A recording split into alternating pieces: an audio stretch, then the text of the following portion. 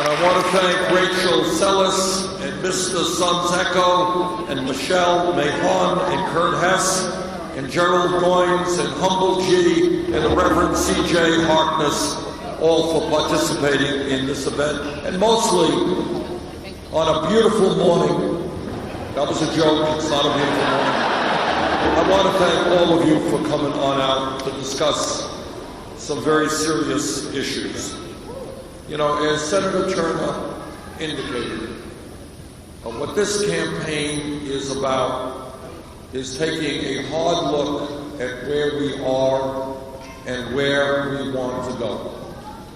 And one of the differences, I think, in this campaign between my opponents and me is I believe that our nation, when we stand together, when we don't allow the Donald Trumps and others of this world to divide us up, I believe that there is nothing that we cannot accomplish.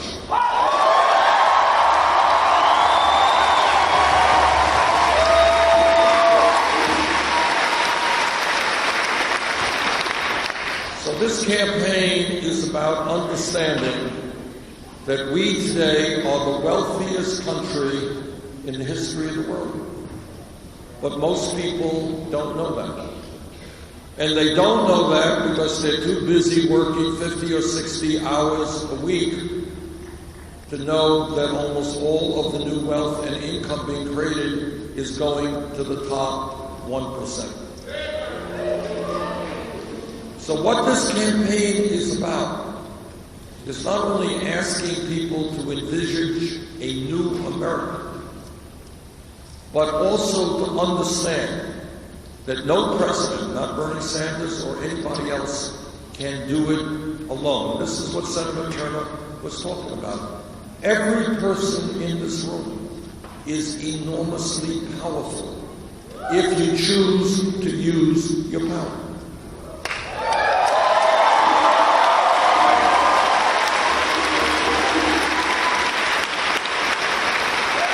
And every person in this room is enormously powerless if you choose not to use that power. So here is the issue. Here is the issue. The issue is that when millions of people come together and they stand up and they say, you know what? In America, men and women have fought and died. And as the former chairman of the Senate Veterans Committee, I've had the opportunity to meet with some great heroes and heroines. And you know what they did? They put their lives on the line from World War II on up to defend American democracy. Now, we take democracy kind of for granted. But the truth is, democracy is a very, very radical idea. And what that means is that in the course of world history, almost always you had a king or a queen or a czar. Those guys made the decisions. You're going off to war. I said you're going off to war. You're paying taxes. I'm taking your land. I made that decision. It doesn't matter what you think or what happens to your life.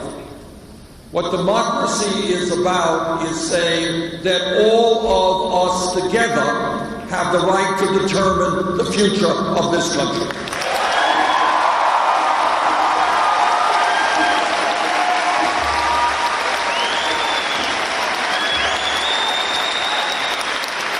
But in the last election in November 2014, 63% of the American people didn't vote. 80% of young people didn't vote. And what happens when ordinary people, working people, low-income people, middle-class people, young people don't vote, that political vacuum is filled by wealthy campaign contributors and lobbyists who say, hey, this is great. Young people aren't voting. That is fantastic. We can now make the decisions for this country. Older people are not voting. That's great. Because the world changes when you have a handful of billionaires making the decisions as opposed to ordinary Americans making the decisions.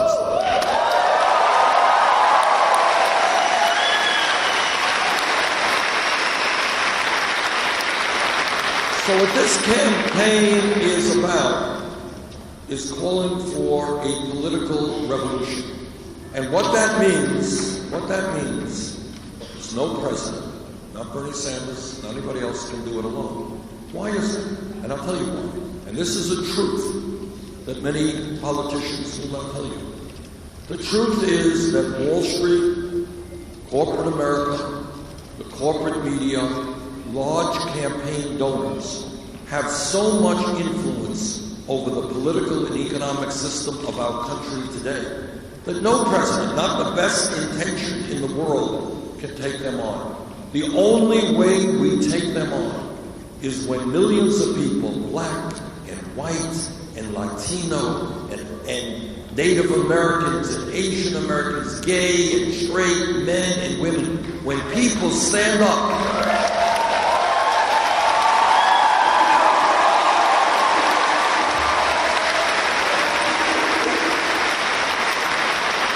and when they demand something which is not really terribly radical, when they demand that the United States government starts representing ordinary Americans rather than wealthy campaign contributors. When that happens, we transform America. That's what this campaign is about.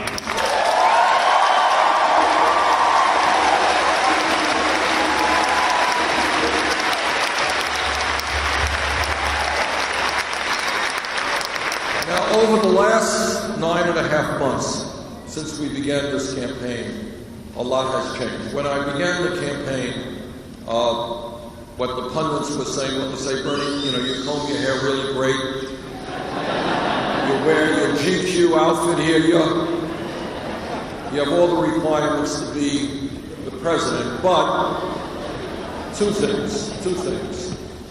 Number one, to run for president in this day and age, you need a huge, and I say huge, amount of money. Just need hundreds of millions of dollars, if not more than that. We made a decision early on, a very important decision, which distinguishes my campaign from my opponent's campaign.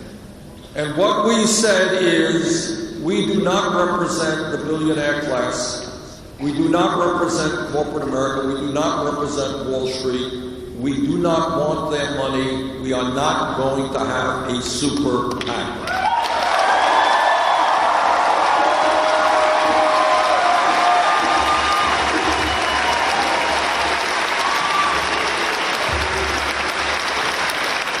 Well, that's a great speech to give, but then the next question is, how do you raise the money you need to run a winning campaign? Thank you very much. The answer is grassroots. That's right.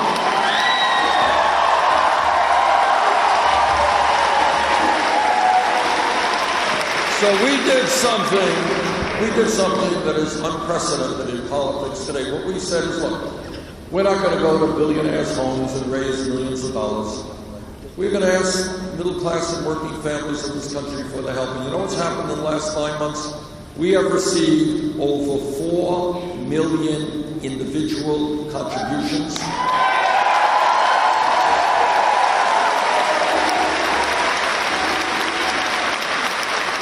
And that is more than any candidate in the history of this country up to this point in election.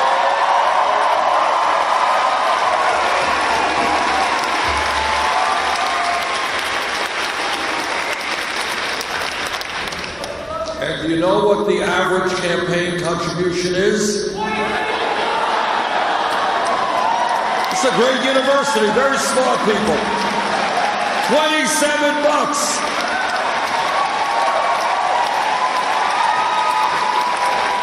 And all of the political geniuses out there, they're figuring out, they're saying, how can it be? How can you actually run a winning campaign with an average contribution of $27? But I think what people are saying is not only are they supportive of what we're fighting for, but they're saying something else. They're saying we're going to do everything that we can to make sure that billionaires do not buy elections in the United States of America.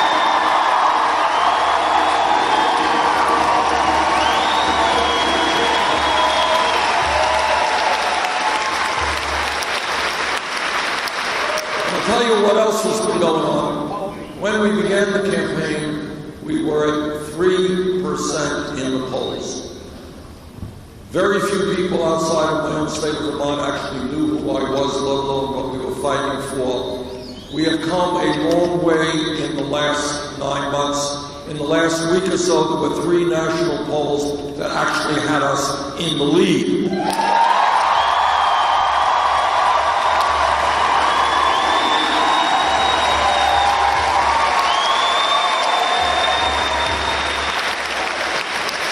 And when you do some of these polls, which has Bernie Sanders against Trump or Hillary Clinton against Trump, almost all of those polls have us beating Trump by wide margins.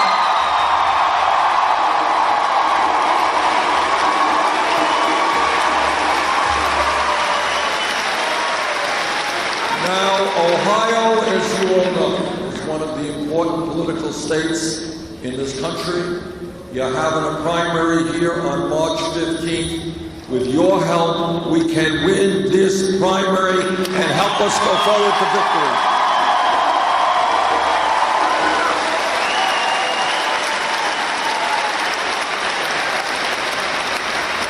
Now, I think the reason that we have come so far and are doing so well is pretty simple. We're doing something very, very radical. We're telling the American people the truth. Now, I know that is a radical idea, but hey. And that is what we are saying is, look, before this country, before any country can go forward, you got to really look honestly at the problems and the realities, even if they are unpleasant realities. You know, unless you look at what goes on, you don't have a foundation in which to go forward. And what we have been doing in this campaign is listening to ordinary people, not just big money contributors. We are listening to millions of workers in this country who are telling us they cannot make it on $9 or $10 an hour.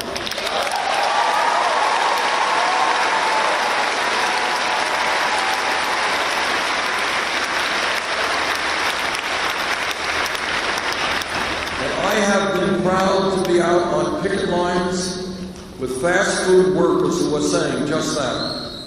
Saying, you know, we have families to raise, we can't do it on $10 an hour, we need decent health care. And I have been proud to stand with them in the fight for $15 an hour and the right to organize a union.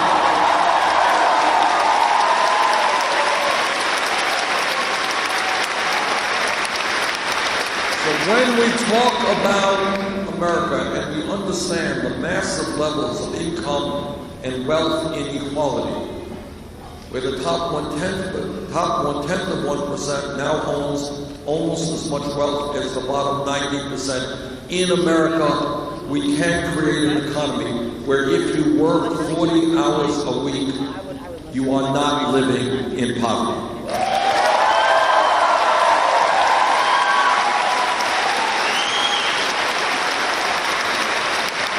And in the wealthiest country in the history of the world, we should not be having millions of senior citizens and disabled veterans trying to scrape by on $11,000 or $12,000 a year Social Security.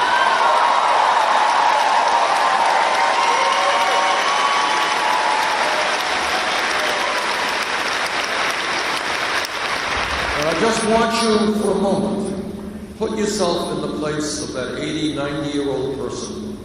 Healthcare needs, prescription drug needs, got to keep your home warm in the wintertime. Go home and do the arithmetic and see what happens when you receive $11,000 to $12,000 a year. A country, a great country, is judged not by how many millionaires and billionaires it has, but on how it treats the weakest and most vulnerable amongst us.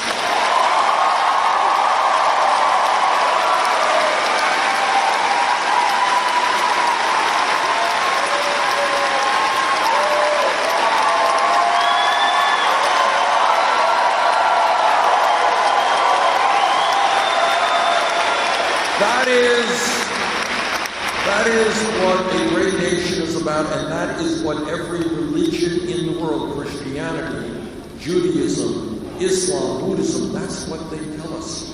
What they tell us is that morally we cannot be human beings if we turn our backs on people sleeping out on the streets or children who are hungry.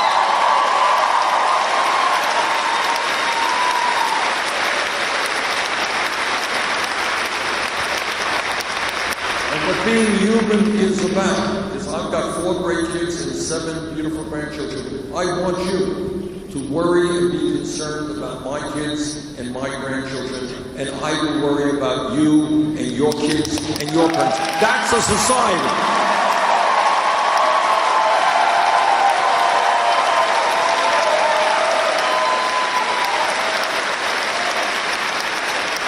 And as I go around the country, and I talk to young people, what they are saying is, why is it that we are leaving college $50,000, $100,000 in debt?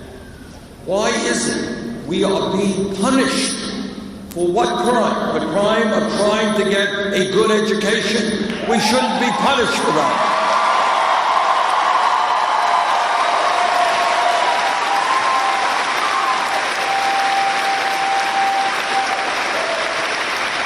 So what this campaign is about is asking everybody in America, think outside of the box. Just think for a second. Everybody here knows that if our country is to do well now and in the future, we need the best educated workforce in the world, right? Everybody knows that. We want to encourage people to get a higher education. We want to make it easier for those people who are not going to college to learn how to become plumbers and carpenters and sheet metal workers. A lot of good jobs out there.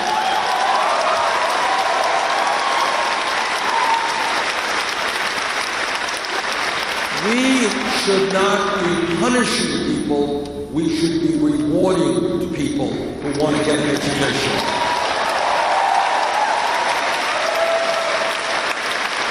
This is not a radical concept. It is what other countries are already doing. You go to Germany, college education is free. I was at a meeting in Washington last year, and I was giving a speech, and I said, well, in Scandinavia, by and large, college education is free. And some guy jumped up and said, no, Senator, you're wrong. I'm from Finland, you're wrong. It's not free. They actually pay us to go to college.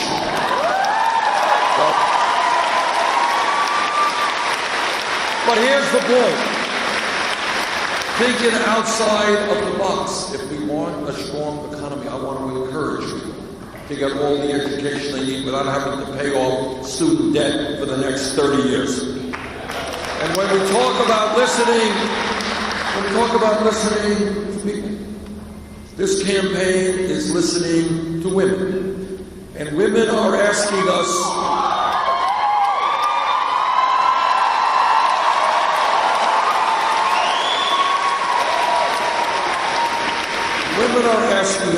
why is it that we make 79 cents on the dollar compared to men? Why is that? And if we are African American women, the discrepancy is even wider.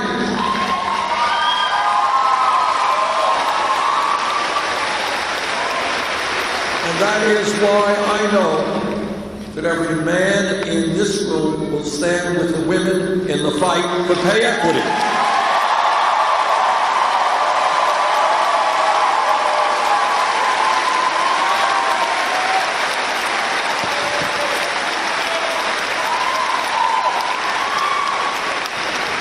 Every psychologist who studies the issue tells us that the most formative years, the most important years of a human being's life are 0 to 4.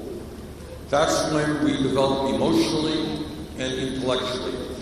And all over this country, moms and dads, they come come up and they say, how does it happen that when those 4 years are so important and we have to go out to work, mom is working, dad is working, why can't we find high-quality, affordable childcare?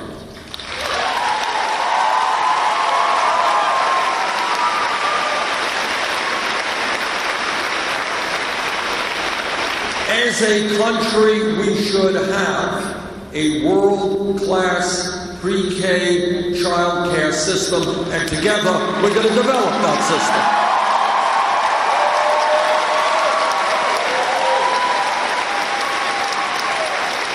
And to those of you who are in school right now, young men, young women, I hope that you will give some thought to going into childcare, to fighting to make sure that child care workers have a career they're proud of, they earn good wages and good benefits for doing some of the most important work in America.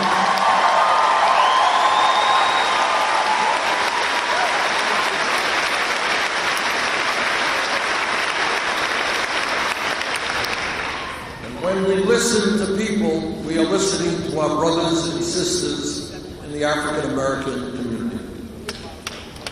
And they are asking us, why is it that we see on television unarmed African Americans being shot by police officers?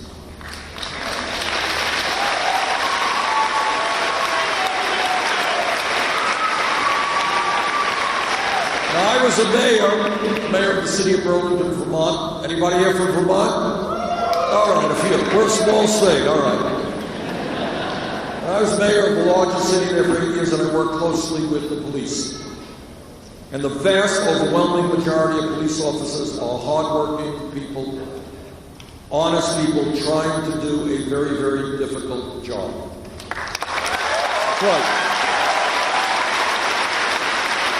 And by the way, when we talk about young people thinking about careers, we need some great police officers out there. Think about law enforcement. But, and here is the but, like any other public official, if a police officer breaks the law, that officer must be held accountable.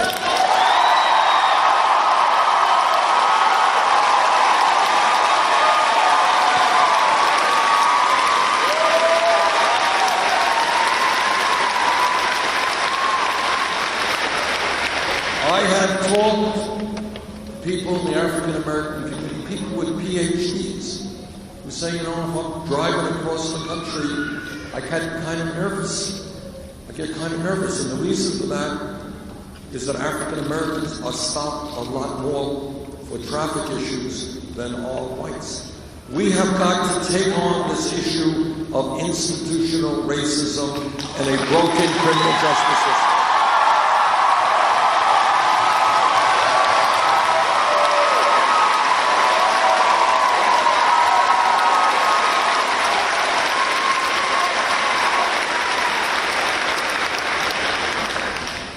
That is why I believe, and again I speak as a former mayor, that we have to demilitarize local police departments.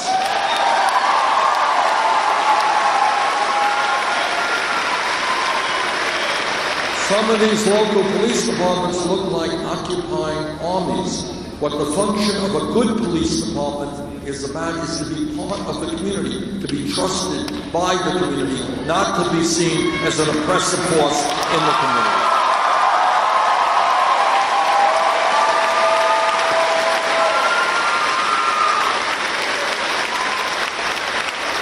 And we need to make police departments look like the diversity of the communities they are serving.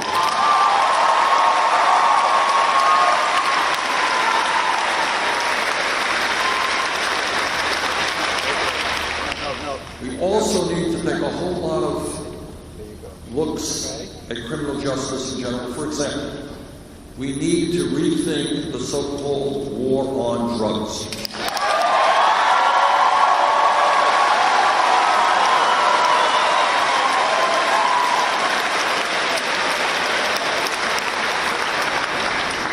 Over the last 30 years, millions of Americans have received police records for possession of marijuana.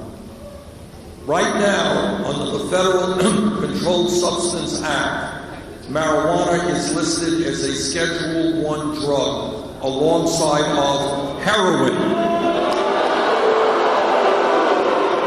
Now, I trust that everybody in this room knows, and sometimes people don't know, because this is a real problem in my state, in New Hampshire, and around this country.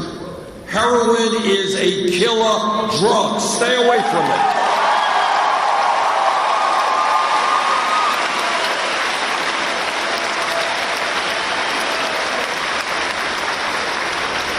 Now, there are people and scientists who argue the pluses and the minuses of marijuana, but no sensible person believes that marijuana is anything like heroin, and that's why I believe it. Now, that is why I believe we should take marijuana out of the Federal Controlled Substance Act.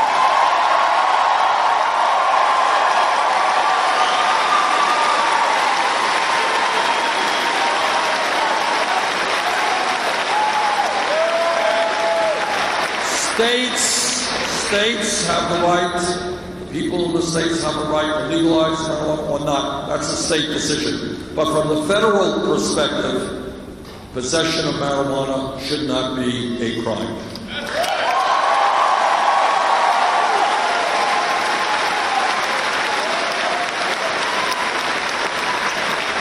And when we talk about criminal justice, let me make some connections here. It's not only that we are dealing with institutional racism, it's we are dealing with a situation where youth unemployment in this country is off the charts. No one talks about it very much, but here's the facts. If a kid is 17 to 20 years of age, graduated high school, and is white, that kid is 33% of those white kids are unemployed or underemployed.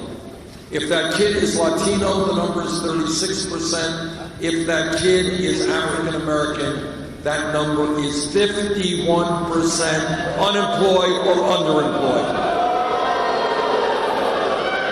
So are you ready for a radical idea? Together, we have got to invest in education and jobs, not jails and incarceration.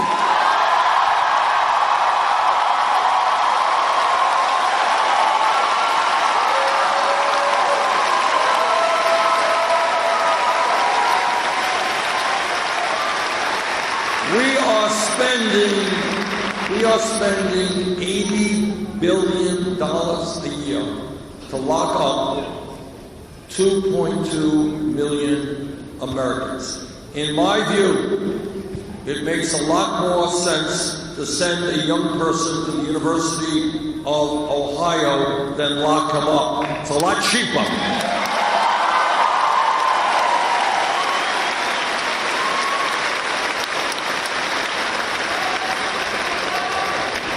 When we talk about criminal justice, I'll tell you a story. We did a meeting on this. Actually, Senator Turner was there with me. We did it in Iowa a couple of months ago. We had a couple of guys there, remarkable men, who had served prison time. And one guy said, I was in jail. And then on one day, somebody said to me, oh, by the way, you're going to be released tomorrow. And here's $75, lots of luck. He ended up back in jail. We need to make sure that people have the education and the jobs they need to find a good life in civil society.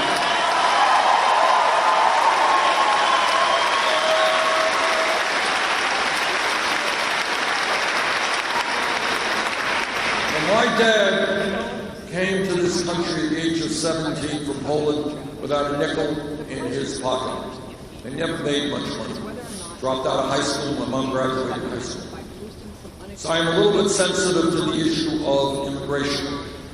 And I want everybody here to know that in America today, we have 11 million people come to this country to try to get a little bit better life for themselves and their children. And what we're seeing now is a horrendous level of bigotry and racism in attacking these people. We have people like Trump saying that Mexicans are rapists or criminals. That is an outrage which we will not accept.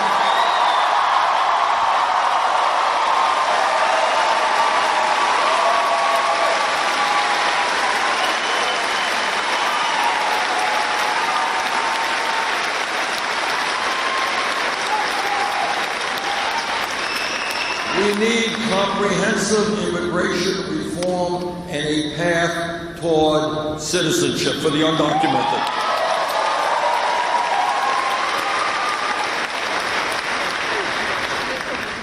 Now, I think the reason that our campaign is doing well is that we are touching a nerve in America, and people are responding very strongly.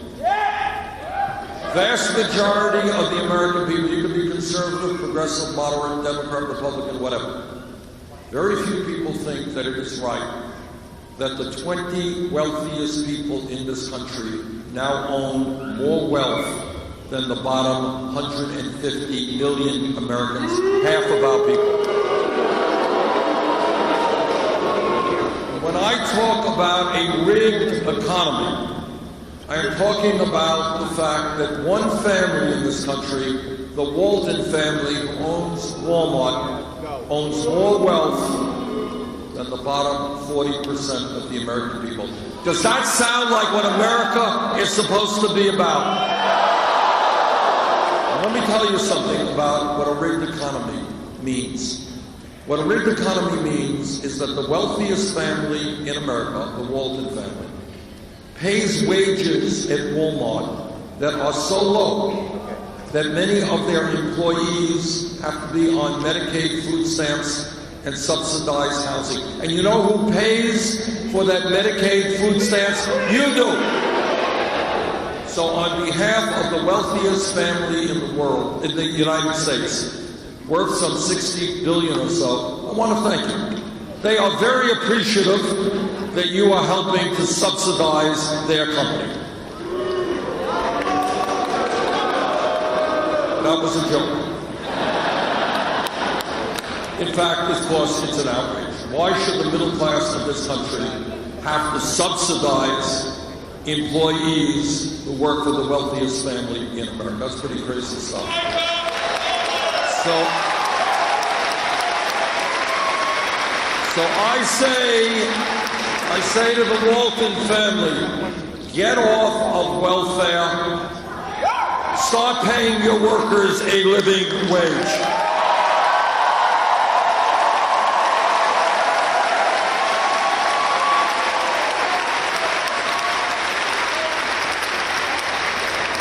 Now, when we talk about politics in America, you got a lot of Republicans running around the country talking about family values.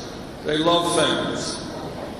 You all know what they mean by family values. What they mean is that no woman in this room, in this state, in this country should have the right to control her own body. I disagree.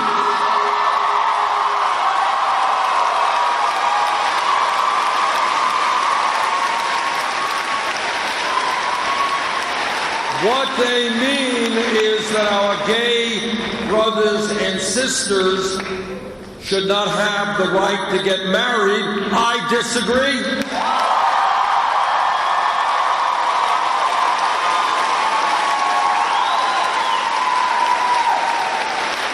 Now, I know I will not shock anybody when I suggest to you that on occasion there is a bit of hypocrisy in politics. I know you're all shocked to hear that. But in this issue, I think the hypocrisy reaches an all-time high, and this is why. You got Republicans running around this country, they say, government stinks, government's the source of all evil, we hate government, we're going to cut Social Security, we're going to cut Medicare and Medicaid and the Postal Service, because we hate government. But when it comes to a very personal choice that a woman may have to make, they love the government and want the government to make that choice for that woman.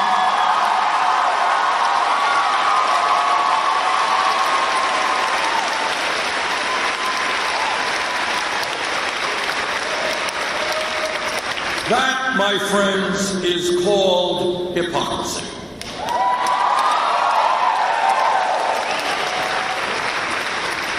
When we talk about the need to rebuild the middle class, we are talking about a massive federal jobs programs to put our people back to work. We should be hiring teachers, not firing teachers.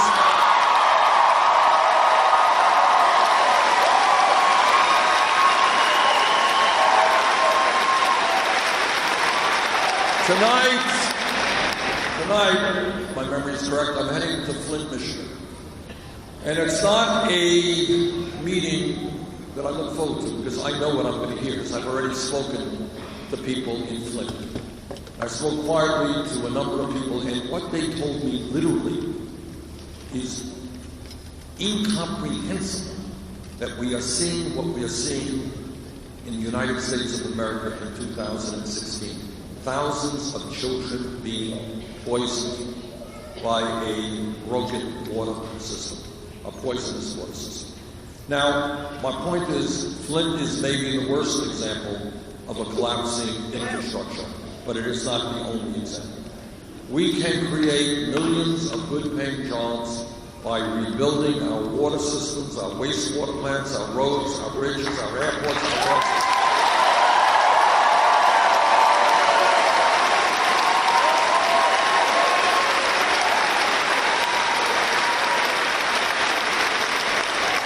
The other thing that we have got to do is not only create jobs, because real unemployment in America is close to 10%, not 5%. The other thing we have to do is prevent the continued loss of millions of jobs because of our disastrous trade policies.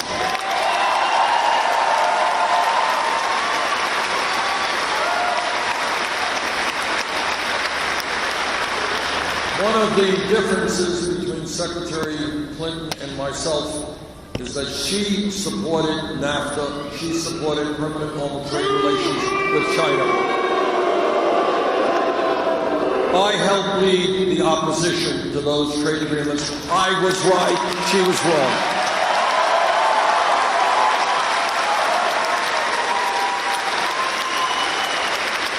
Look, you don't need, I suppose we have some PhDs in economics here, but you don't need one to understand what these trade policies are about. It's not complicated. You have a large corporation, and right now you're paying a worker in the United States $15, $20, $25 an hour. You got to provide health care. You got to protect environmental legislation and regulations. Why would you want to do that when you could shut down in America, move abroad, pay people pennies an hour, not worry about unions, not worry about the environment, and bring the product back into America?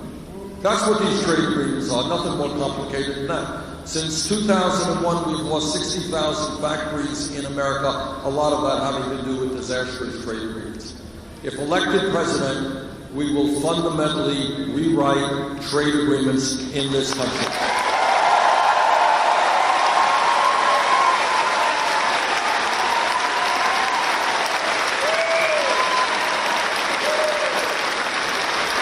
Corporate America, every night, turn on the TV, they say, buy this product, buy that product. Well, if they want us to buy these products, maybe they better start manufacturing those products in Ohio and America.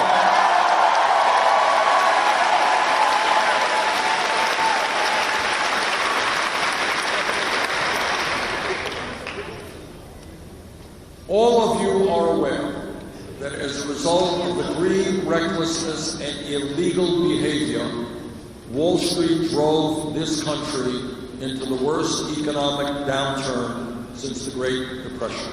That's a fact. We bailed out Wall Street against my vote, but Congress bailed out Wall Street because the big banks were too big to fail, i.e., if they went under, they'd take half the economy with them. Turns out that today, 3 out of the 4 largest banks are much bigger than they were when we bailed them out because they were too big to fail. Turns out that the 6 largest banks in America issue 2/3 of the credit cards that you have and write 1/3 of mortgages. In my view, if Teddy Roosevelt, the great trust buster, were alive today, what he would say when you have that much concentration of economic and political power, what you have got to do is break them up, and I agree.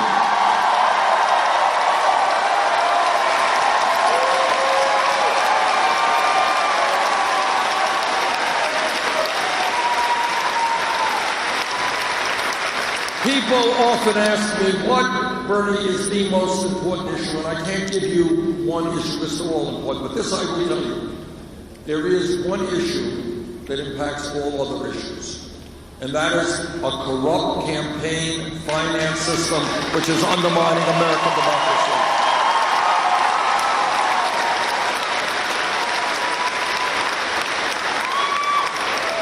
The Koch brothers, Wall Street, billionaires should not be able to buy elections in the United States of America.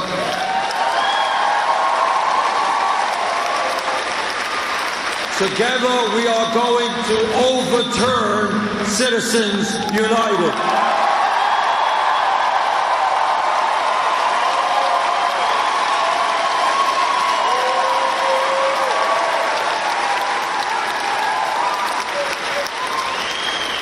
I said earlier, if this country is to do well economically, we need to have the best educated workforce in the world. And what that means to me right now are 2 major things. Number one, as a nation, we have got to understand that in the year 2016, when we talk about public education, you're not just talking about 1st grade through 12th grade. You have got to understand that a college degree today is in many ways the equivalent of what a high school degree was 50 years ago.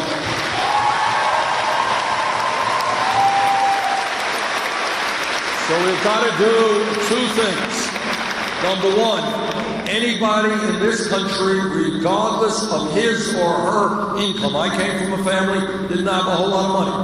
Anybody in this country who is smart, does well in school, and is qualified should be able to go to a public college or university tuition free.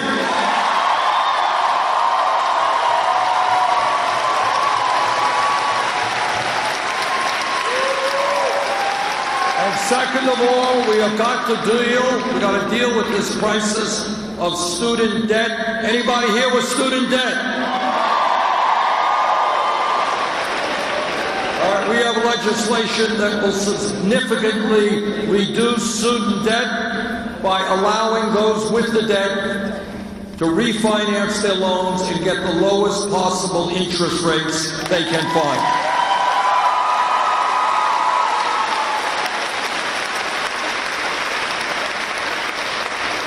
I'm a member of the U.S. Senate Committee on the Environment and the Senate Committee on Energy. And let me be the first to tell you what I think you already know. Climate change is real.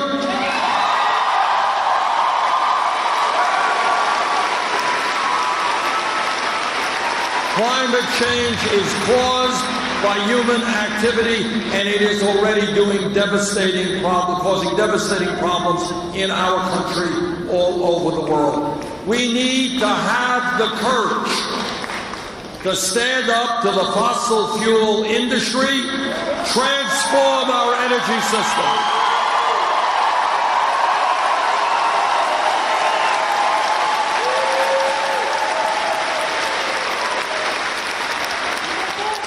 We cannot allow the fossil fuel industry to think that their short-term profits are more important than the kind of planet we're going to be leaving to our kids and future generations.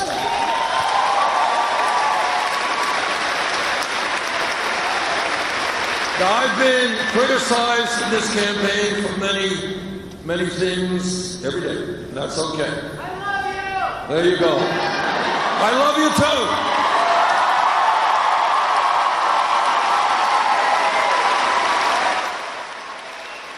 And here is one area that I have been criticized. Bernie, they say, why do you think the United States of America can do what every other major country on earth does?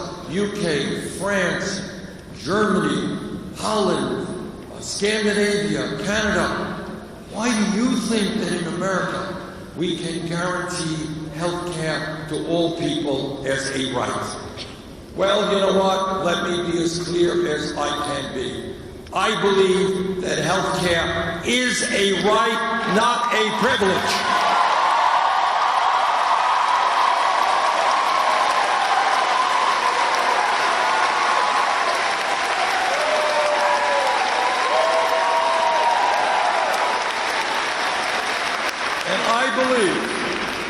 That when 29 million Americans today, despite the gains, the real good gains of the Affordable Care Act, but when 29 million Americans have zero health insurance, many of you are underinsured with large deductibles and co-payments, and when we pay by far the highest prices in the world for prescription drugs from a pharmaceutical industry which is ripping us off in unbelievable ways.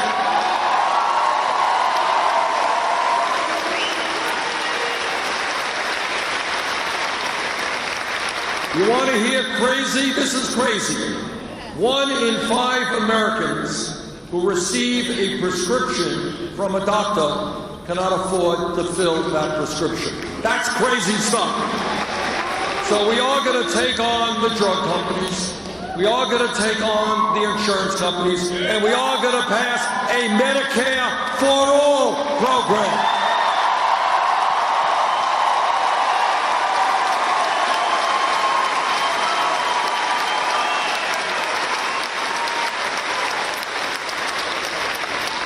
This campaign is not just about electing a president. Although, of course, I'm here for that purpose. I would appreciate your support on March 15th, but it is more than that. It is more than that. What this campaign is about is pushing forward for a political revolution which revitalizes American democracy, which demands that our government represents all of us and not just the 1%.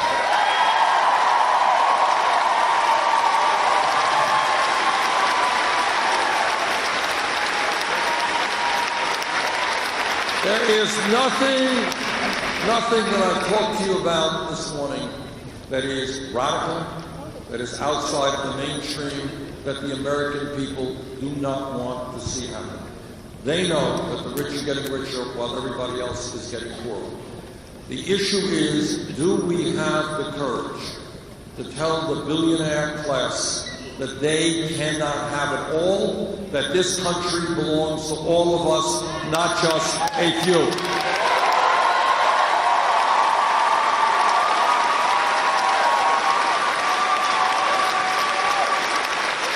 And if we have that courage, we're going to win here on March 15th, and together we're going to transform America. Thank you.